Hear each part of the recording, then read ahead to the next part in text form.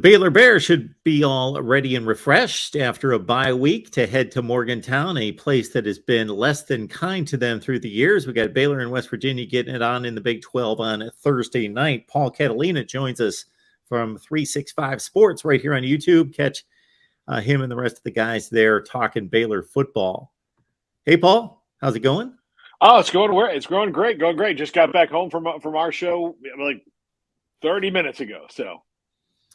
Yeah, so we want to size up this game and definitely get your thoughts on the Bears coming in at 3-2. They've split two games in the Big 12. I caught most of the game against Oklahoma State, but before we get to the 2022 edition, we got some news today about Matt Rule. Yeah, would love to get your thoughts concerning his firing there at Carolina and what might be on the horizon for him. I'm gonna preface to say I'm a little bit biased because I love Matt Rule. I thought he was just so great to us, and he was very open about things. So that's always, in the media, this, Mark. Like in the media, anytime you get a coach who's not cagey and not like, coach speak and all that, and we've been spoiled with three coaches in a row: Jim Grobe, Matt Rule, and now Dave Aranda, who aren't like that at all. And so just from a professional standpoint, I loved him. A great family, the coaching staff, just a bunch of great guys. Phil Snow got let go too, and that guy's awesome. If Phil Snow comes to coach at your school, you've got a good one there. He's a genius. Great guy. And I just think that maybe the NFL wasn't a fit for Matt Rule right now. Maybe he winds up back there again. We had John McClain, Hall of Fame writer on our show every week, and we asked him, he doesn't think that Matt Rule will be back in the NFL. I think maybe there's a path, the Pete Carroll route, where you didn't work out, you go win somewhere, and maybe you kick that interest back up again. But he can have almost any job that he wanted that would be open in college football. I mean, he's proven it at this Temple and Baylor that the dude can rebuild, and so I think that he'll be good wherever he goes. I want to see him go to Nebraska. I think he'd do great at Nebraska. I hope he would do great at Nebraska. But he will be very selective about the job, because remember if you look back in the NFL, there were other teams that came at him over the first couple of years, and he said no, and then he waited for this massive offer from Carolina. Well, he's got $40 million now to sit on after that huge offer, and it's not like he has to work tomorrow. Most of us get fired, and the next thing we're doing is sending our resume. And while he might be doing that, if he doesn't want to, he doesn't have to. I would say he's either at a really good marquee job next year that opens up, or he is doing television for a year waiting for the right marquee job to open up. Got Paul Catalina on the line. You can catch him on 365 Sports on YouTube. Before we dive into this matchup between Baylor and West Virginia, what kind of offerings can you let the folks know about? Where is best to find you and so forth?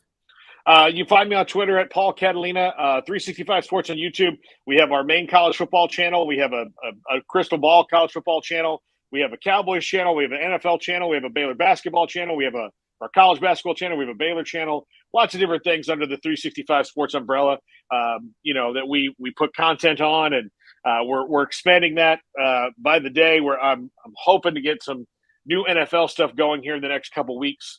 That'll be great for people if you like the NFL and all that. So, but main channel 365 Sports. Just like and subscribe. You know how it is, Mark. It's kind of our lifeblood, right? In the streaming content space. So yeah, any of those likes and subscriptions, we love them. Even if you don't like us, we have people come on to onto the chat room just to tell me how stupid I am. So I'm fine with it. Maybe I am stupid. I don't know. The thing about being stupid is you never do know. So, you could be. But that's exactly right. So looking back on this Oklahoma State game, it wasn't the prettiest of games. And for the Baylor fans out there, of course, didn't get what they wanted to see, a lot of turnovers. But from a pure entertainment standpoint, it was kind of one of those frenzy kind of back and forth. They obviously got way behind, but they were able to almost catch Oklahoma State. In the last couple of possessions, Blake Shapen throws a couple picks, one not his fault. Just your assessment of them measuring up against what could be the standard in the Big 12 this season. Yeah, I think that that first half was really disappointing, and that's what put them behind the like the two games they've lost. They played one disappointing stretch in each game, and other than that, like they looked okay. They're missing a little bit of an edge, and you can see that now. Dave Aranda's talked about that. They need to find that edge that they had a year ago. I would say the Oklahoma State game was kind of like the all encompassing, like, where is that edge? Because this is a team that after they lost to Oklahoma State last year, beat them up pretty good, even in a game that went down to in the Big 12 title game. They physically matched them very well. And they were scrappers. I mean, they beat BYU into the dirt last year. I mean, they just physically beat them into the dirt. And it was the opposite this year. So they're trying to get that edge back. And Oklahoma State, that game was such a microcosm of the little things that ail, the death by 1,000 paper cuts that happened to Baylor. Gavin Holmes, if you gave him the DeLorean to go back in time, he would go back in time to the first quarter on the first drive where Baylor was moving the ball right down the field. It's third down, and he catches a ball that's definitely a first down. And depending on which way he would have spun, might have been a touchdown. Definitely a first down. But, drops that one, dropped another long one, and then dropped the one at the end of the game that was led to where it got too far away from Baylor. So those little things have happened to them, and they just need to get over that. That first half was so abysmal. They put themselves in such a hole and then didn't kick the ball in the end zone. They've been kicking the ball out of the end zone forever and didn't kick the ball in the end zone twice. Once it burned them for a touchdown. Another was a 50-plus yard return. So they weren't doing the little things well against Oklahoma State. And that's what they've got to correct, because the schedule isn't easy from here on out. Theoretically, this is the easiest game. And I'm not trying to say that West Virginia is a pushover. I'm just saying that starting now, it gets even harder, and this might be the easiest one unless Oklahoma still keeps falling down. And I don't know what to believe, on that either. So it's going to be a tough stretch. And they've never won in Morgantown. So. Yeah, you bring that up at the end there about the record in Morgantown. Now, obviously, West Virginia's not been in the league for that long, so it's not been some kind of 50-year run, but it has been 10 or 11 years, so half of them played in Morgantown. And Baylor's been a contending team in the Big 12 for most of that time. So do you think there's anything to traveling to West Virginia? I don't know. I maybe they don't like John Denver. I don't know. I hopefully they don't go play a game in Rocky Top either. But I don't know what it is. There are certain places that for certain programs that are just, you don't want to go there. It just, no matter what, you could be really good. I'm a Florida State grad. Back in the early 90s. It was going to Virginia that was just the worst, and then it was NC State when I was in school. Like, you didn't want to go to NC State. Like, it was just hard. And they were there the other night and lost. You just don't want to go there. And whether the team's good or not, it's just not a place to go. Baylor, I mean, look, their loss to West Virginia cost them the college football playoff in 2014. Cost them the CFP. Absolutely 100%. Because then it allowed the committee and Bob Bowlesby and all these people to say, well, they did beat TCU, but TCU's loss to Baylor is better than Baylor's loss to West Virginia. So technically TCU is better. And you're like, but they lost to Baylor. We're all taking crazy pills here. So yeah, it's just been, and I think maybe even since that point, there's just this historical pall cast over it for them, that they just have not played well there. And I also, historically, they don't play well in places that have really overzealous fans. And I say that in a overzealous is a good thing. They don't play well in Norman classically. They've won there, but they don't play well in Norman. They don't play well in Stillwater. They were in the Big 12 in the Southwest Conference with Texas A&M, and ask anybody who, when they played them, they didn't play well in Kyle Field either. So those places, they've never historically played well. And part of that is the atmosphere at a Baylor game is really good, but it's not great. And so I think that maybe they're not, like, they walk into some places and they're like, holy cow, it is so loud here. These people are so drunk. I've heard things I've never heard before, and it gets in their head. So I think Morgantown's like that. I mean, there have been great wins in Baylor. and I've never seen the crowd marching down the street to light something on fire. It's just different.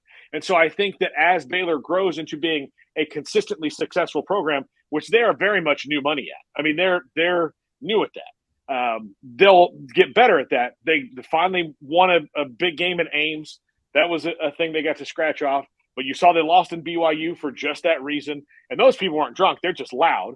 But you go into Morgantown, it's just a tough place for them to play.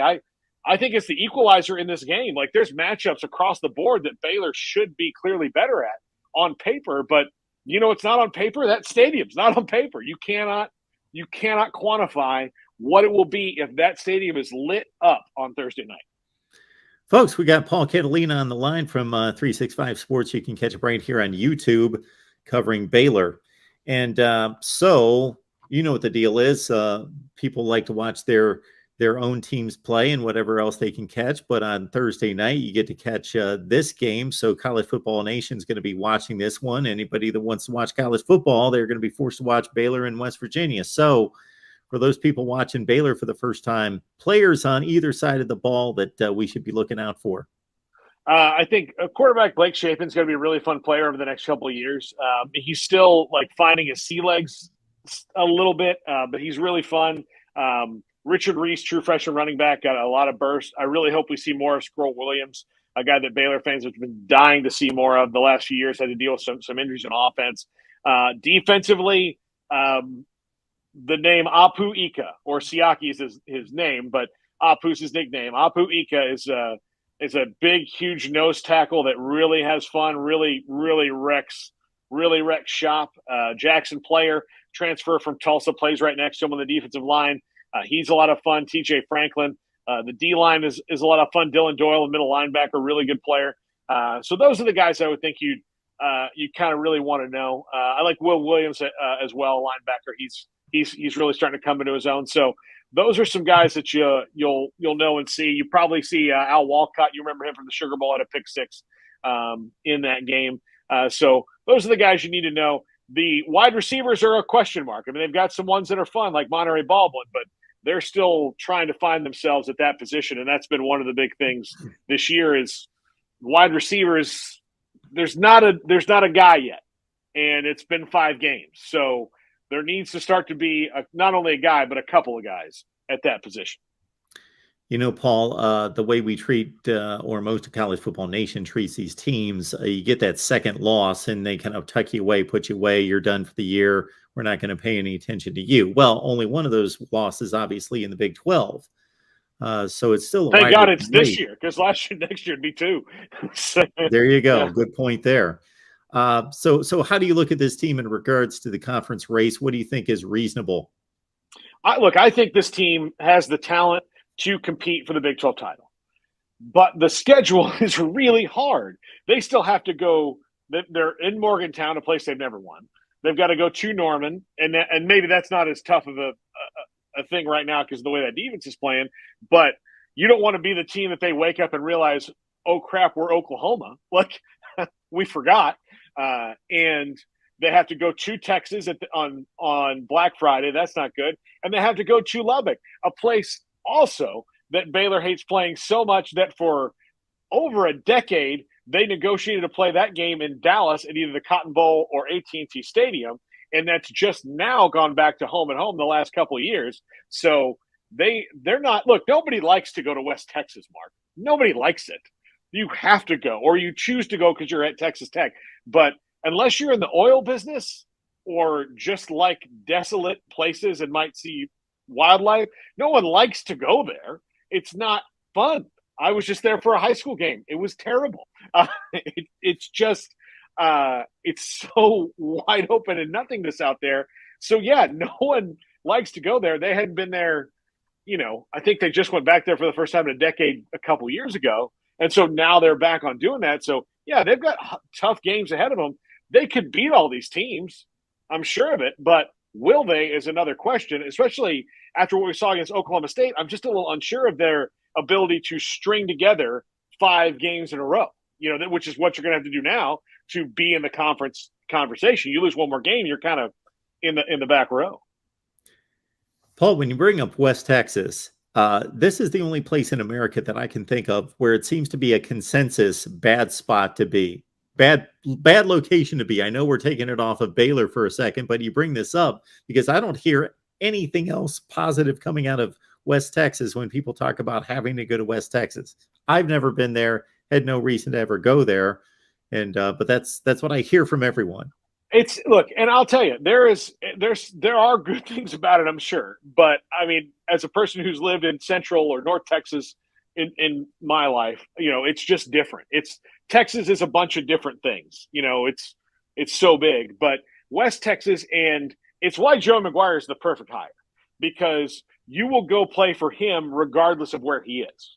Because Lubbock, when you're in it, is cool if it's a college town. Most college towns, are only good for being a college town. It's not Disney World. It's not, it's not about the town. If it's about the town, then San Diego State would have 17 national titles, right? It's beautiful. It's not about the town. It's about the coaches and the institution, and it's about the effort they put into things. And that's why Joe McGuire is good, but it is their obstacle. Like, there is nothing really in their way as far as recruiting other than that, because it's so far from everything else. It's just far. I mean, it's 7 hours from right here. Like right now, if I got in the car to go, I wouldn't be there until tomorrow. I could be in San Antonio, Houston, Dallas, or Austin from right here before tomorrow. I mean, longer drives each way, but there's stuff there.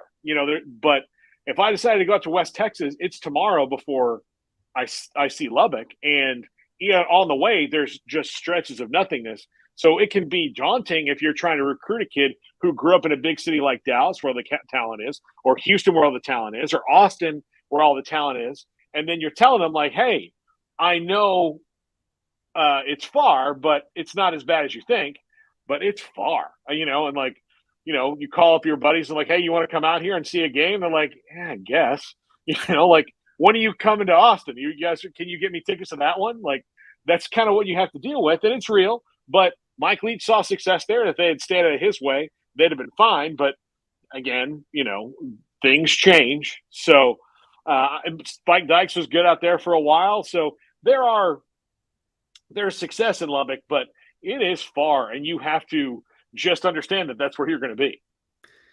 Yeah, one of my favorite stats about Texas Tech has to do with Mike Leach, because I don't think of Texas Tech, I don't think anyone does right now, as a top 25 kind of program. And Mike Leach finished in the top 25 5 of his last 6 seasons there. Yeah.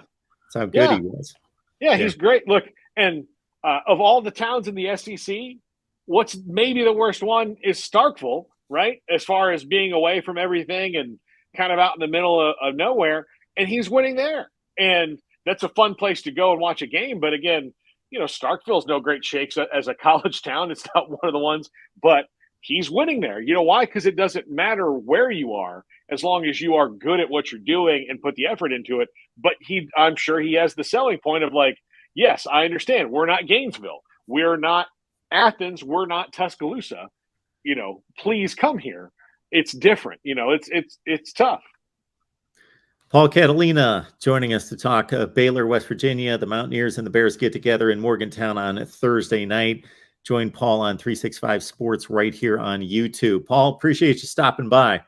Anytime, Mark, anytime.